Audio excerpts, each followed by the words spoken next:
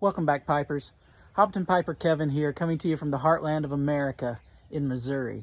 Many of you have asked me, Kevin, how do you make your custom cellar labels for your jars?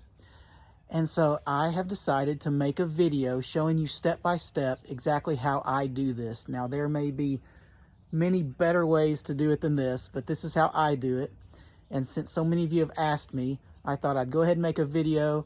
It's going to help me out too, because when I get questions like that down the road, I'll be able to point them to this video. So this is exactly how I make my custom cellar labels for wide mouth ball jars.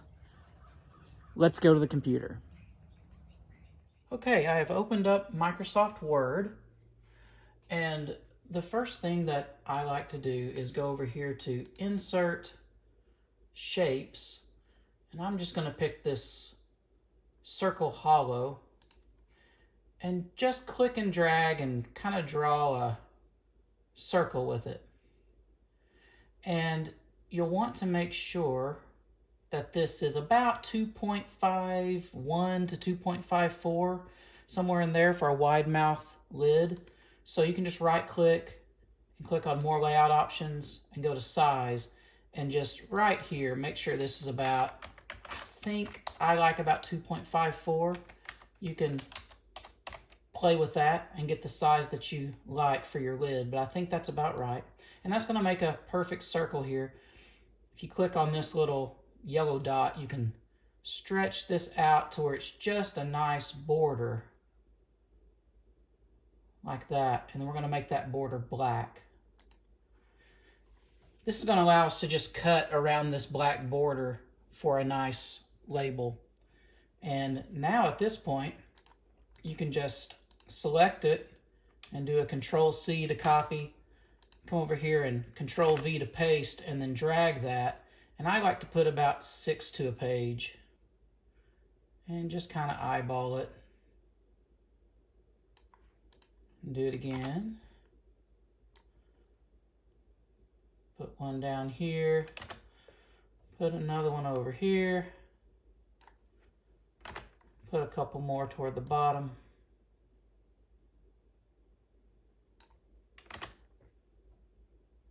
And now I have a sheet that will allow me 6 labels. So now we need an image of the blend that we want to label, right? So just head out to your favorite search engine, whatever it might be, and let's say that we wanted to label Orlik Golden Sliced. So I'm just going to type in Orlik Golden Sliced Cellar Label. And then I'm going to click on Images. And it should pull up a bunch of images of Orlik Golden Sliced. And I'm just going to pick what looks like the best one, which this one looks pretty good. So click on it, and you can see right here, this will be a pretty good image for Orlik.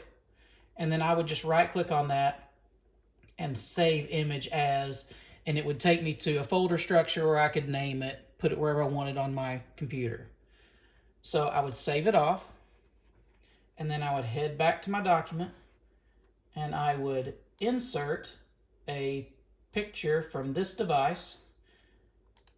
And at this point, it would pull up a navigation pane for me to navigate to where that image was. For privacy reasons, I'll just leave that off screen, but you would then navigate to wherever you saved that image, and then you would double click on that. Let me find it here, and it'll pull it into your document. Now, a couple things you want to do to make this easier. There's a little icon here. If you click on that layout options icon, and then you click on behind text, that's going to allow you to move this around wherever you want on the page, and that's going to be helpful. So let's say we just wanted to put this on the top left. Obviously it's too big. We're going to grab the bottom right corner and shrink it down, and you just keep doing that until you get it exactly where you want it inside that black border. And now when I print that sheet, I can just cut around this black border, and I'll have a nice perfect sized label for a wide mouth lid.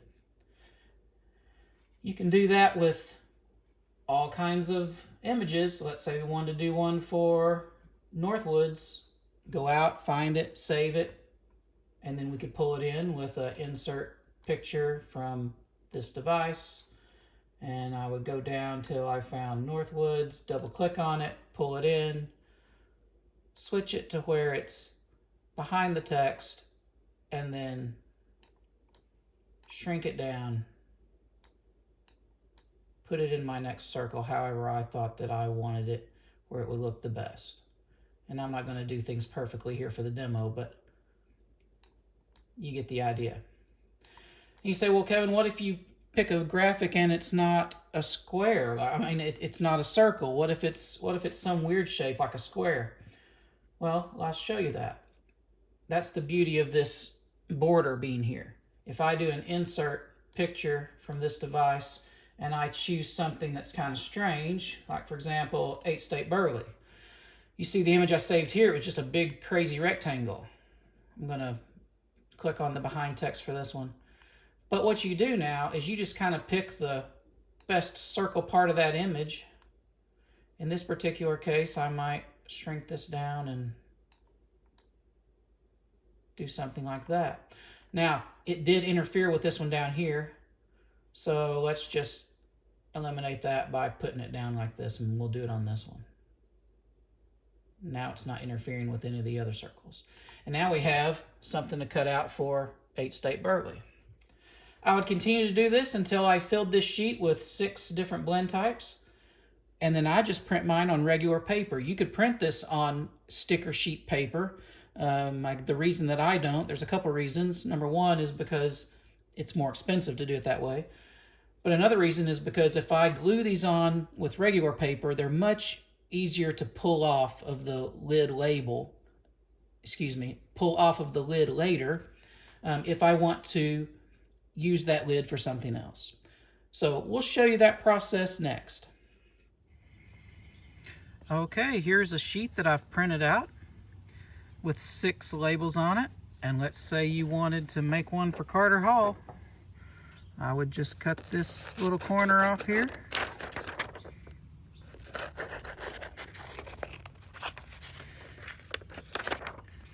And then I would cut around this black border.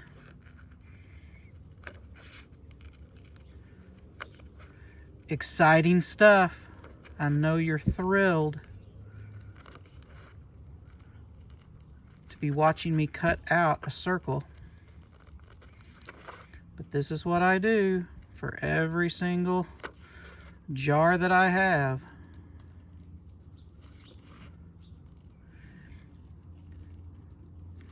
And I know many of you, you're quite content with just writing with a Sharpie what's in the jar and writing a date on it and being done, and that's great too.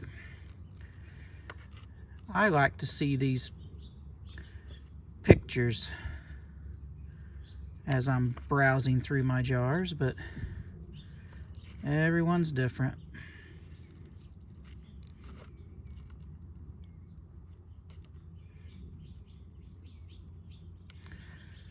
Now all you're going to have now is a way to glue this on.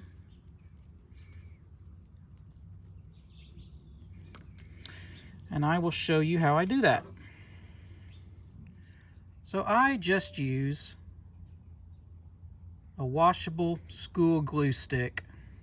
You could use something stronger, but the reason I use this is because it's easy to apply, no mess, and it's relatively easy to pull the label off should I want to use this jar for something else later. This is just a purple kindergartner's glue stick. And I just put it on pretty liberally all around this lid. Just like that. I'll take my label.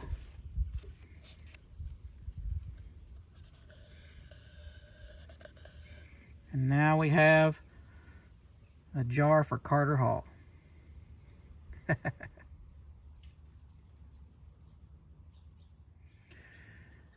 Now, one thing to note here, like I said, if you decide you want something different on this jar, let me show you how easy this is. It's never going to fall off. This is never going to come off unless you want it to come off. At least none have for me yet. But you can just take your fingernail, get it under there. It's going to come right off like that. Now, the longer it's been on there, the more sticky it is. And you might get some residue, kind of like you do when you try to pull a price tag off of an item from the store. But pretty easy to come off, and you'll be able to use that jar for something else. So you may be asking, well, what about dating, as far as the date of when you bought this tobacco, or the date that you know this tobacco was put in the tin? How do you keep up with that? Well, I actually do use just a label sticker sheet for that, and I'll just write the year on a little corner of this and cut it out and put it somewhere on the back of the jar so that I know that this is Orlik Golden Slice from 2020. But you could just as easily write 2020 somewhere on the label with a Sharpie or whatever you wanted to do. I do think it's important, though, to know how old your tobacco is. So find a way that you like to keep up with at least the year of the tobacco on your jar. Well, I hope that was helpful to you, for those of you who are interested in that. Until next time, enjoy some good food, good drink, and a good pipe.